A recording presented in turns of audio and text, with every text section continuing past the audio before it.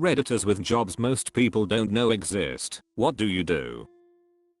I work at a company which will remain nameless that gets rid of commercials and sports bars, and now in the home, replacing it with endless amounts of media customizable by the consumer. My job as quality control is to push a button on an iPad when ESPN for example switches to commercial from the program, which triggers the change in all restaurants/bars using the service. Every Dave and Buster's in the nation uses our program. I used to build hiking trails. A lot of people assume they just are naturally formed or something, but that's the goal of a good trail builder. I work as a falconer, using birds of prey to keep other birds away from train tracks, airports, farms, you name it. It's like being a bird bounty hunter. I'm a commercial diver. I do underwater construction/salvage/inspection. People don't think about it, but pretty much any job that requires something be done underwater we get a call. It's loads of fun and the pay is great. I used to answer calls from people stuck in an elevator all over the US. You would push the button thinking you were calling someone in the building. Nope, you were getting some person in a Texas call center. I'm a flavorist. We basically create or duplicate flavors using chemicals, extracts, oils, etc. Food processing destroys a lot of natural flavors, so it's our job to make sure the food tastes the way it should. In other words, products that say, made with real cheese taste so good because of cheese flavoring, not because there's a small amount of cheese in there. You think you know how something tastes until someone asks you to duplicate it for them. My mom is a horse braider, not a breeder but a braider. She braids horses' manes and tails for horse shows. It's quite lucrative as people who own horses know. Everything to do with horses is expensive. I paint corporate scenery. Corporate scenery is everywhere, but it's designed to be unobtrusive. Whenever there's a stage at a conference, or a trade show, or product release, or an ad shoot, they hire a scene shop to build and paint their specific design. For a high-profile example, my shop built and I stained the wood for the Ubisoft stage at E3 2019. Pretty much anyone can slap a coat of paint on a wall. My specific skill is needed to mix exact brand color matches, paint logos on two things, and when the work is going to be seen right up close I can do really high finish work to make it totally clean and perfect and give them the exact sheen/surface quality the designer specifies. Not the only thing I did at the job, but definitely the weirdest. I worked at a grocery store last winter, right around Christmas time. I had to sprinkle dirt on the potatoes in the produce section to make them look freshly picked. Then the customers would get home and erase all my hard work. I make virtual clothing and sell it for money on a dress-up chat game. I'm the person who argues with your insurance company that you really do need the procedure or diagnostic medication your doctor ordered. Yes, the patient really needs it. No, that substitution won't do. We tried that already. We tried that too. No, we need it now. So when your doctor or nurse says we are getting that approved, unless it's a tiny clinic, it's someone like me trying to make it happen. And no, I don't always win, but I always fight for it. Currently the process is semi-automated for a lot of common or routine procedures, especially for diagnostic procedures. This is most cases of one-time CTs, MRIs, etc. I've been told surgery can be complex, but I've never done that. I have a friend who rocks on the transplant team, which I've also never done. Sometimes cases get more complex, as in when someone is very ill, and you do have to argue. I'm certainly not averse to that. But every case isn't a fight, thank goodness. For people who asked how I got into it/how they can get into it, it's usually part of the billing department, unless a nurse is doing it. I got into it by already being in medical billing, when insurance companies decided they wanted to emphasize the managed in managed care. No one else wanted to do it, but someone had to. That was about 20 years ago. As far as realizing how screwed up so many parts of our healthcare system is, trust me, I'm aware. I would gladly learn something new as a career if we could improve on that. Right now, I, like everyone else in the US, deal with the reality that is in front of us.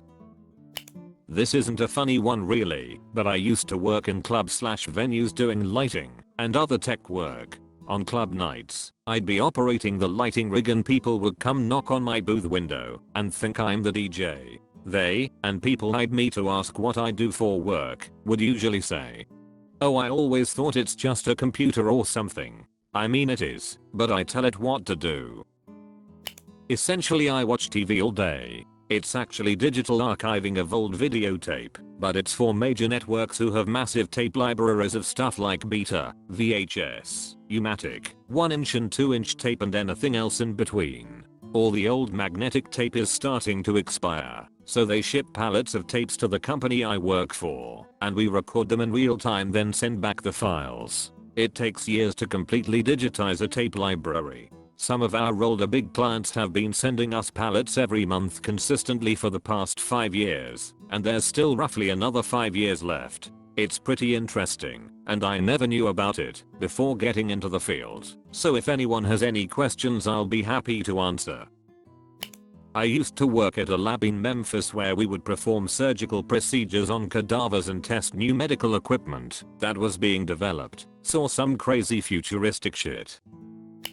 Not recently but a few years ago my job was to timestamp Netflix videos for the skip intro button. It was the single best job ever until they stopped allowing remote work for what I was doing. I would wake up, log into a special page, and have a list of videos/series etc. to timestamp. I was paid for 8 hours of work a day when most days I could breeze through my daily workload in 2 to 3 hours. For about a year I was free to do whatever the hell I wanted, just wake up, do a few hours work then be done. Then they introduced this feature called work ahead. Basically I could do 2 days of work in about 5 to 6 sometimes 7 hours, and have the next day off and still get paid. Shit was gravy and the best job ever. On the plus side, when I was let go my account I still use is fully upgraded, and I don't have a payment due until December 31st, 3000 lol. I'll be leaving my Netflix account to my kids and their kids. I'm a butler. I work for a marquee in the West Midlands of England in a large estate. I'm always surprised, but a lot of people didn't know it was a real job, especially Americans. I'm also fairly young and break the stereotypes that Alfred Pennyworth has set about how a butler should be. I'm a demand planner. My job is to make sure when you walk into a store or order online we have that specific thing you want in stock. Most jobs I've worked required us to have 95% plus product in stock at all times. Usually when we have a stock out it's because some genius decided he needed 64 hammers or 500 gallons of milk at once, screwing up the demand model. My job is closest to being disability support, but it's a little more specific. I'm basically paid to be my client's best friend.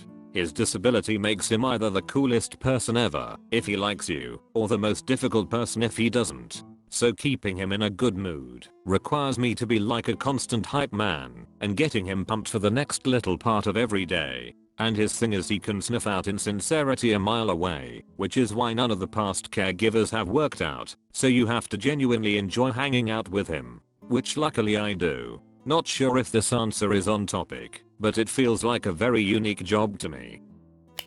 I'm involved with training people in how to survive in the event of being taken hostage. The courses are designed for people who work in hostile environments. I'm a pathologist's assistant. When somebody gets a surgery for, let's say, colon cancer, where do you think the leftover guts go? I receive them in the lab and then examine and dissect them. Then the tissue gets made into microscope slides for further diagnosis. Parks and Rec Safety Inspector. I didn't realize how many people didn't know our department is real until my recent post about it. We make sure the parks are free of safety hazards. Not anymore, but for a while I was an ocular procurement technician. I would harvest corneas or entire globes from recently deceased people for transplant or research. Not my current job, but I used to investigate distribution fraud. Do you wanna know how a tech company sells and ships 100,000 laptops into a random developing country with limited infrastructure? They hire a local distributor. Not surprisingly, there is a ton of fraud/bribery/tax evasion that goes down in this business. I was fresh out of college and I would have people 30 years older than me literally begging for their lives. At the time I just thought it was a normal consulting job, but sometimes when I'm telling stories at a bar and watching my friends' jaws drop I realize just how crazy this was. I used to work for a football team and my job was to watch matches and count stats such as passes, shots, time and attacking third and possession percentage. I would also gather data from GPS systems that the team would wear and create graphs which show player workload throughout the match.